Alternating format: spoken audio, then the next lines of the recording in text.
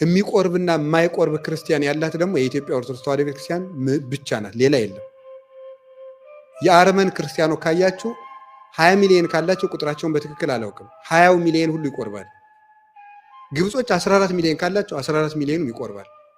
ሶሪያዎች 10 ካላቸው 10ም ይቆርባል። የማላንካራ ኦርቶዶክስ የህንድ ኦርቶዶክስ 20 ሚሊዮን ካላት 20 ሚሊዮን ይቆርባል። የሚቆርብና የማይቆርብ ክርስቲያን የሚባል ያላት የኛ ቤተክርስቲያን ብቻ ነው። ለምን እንደሆነ ግራ ያጋባል። ሰው የቆመበትን ዋና ነገር እንዴት ያጣ? ክርስቲያን የሆነው እኮ ለመቁረብ ነው።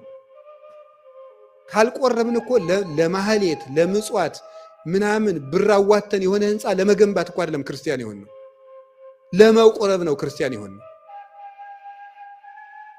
እና የገንዘብ መካፈያም ወይም ህብረት ስራ ማህበርም አይደለም እኮ ክርስትና።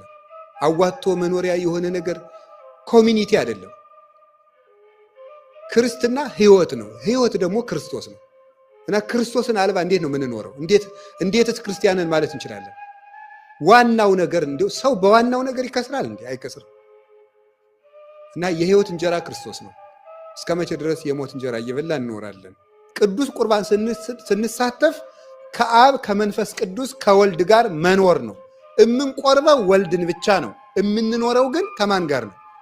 ከሶስቱም ጋር ነው የምንኖረው። ወልድም ብቻ እንቆርባለን፣ የሚያድኑን ግን ሶስቱም ናቸው። ይሄን የምናገኝበት ምስጢር ነው። ይስሐቅ ከልጁ ጋር ደስታ እንደተካፈለ፣ ያዕቆብ ከአባቱ ጋር ደስታ እንደተካፈለ፣ እኛም ከአብ ከወልድ ከመንፈስ ቅዱስ ጋር ደስታን የምንካፈልበት ህይወት ነው ማለት ነው ቅዱስ ቁርባን።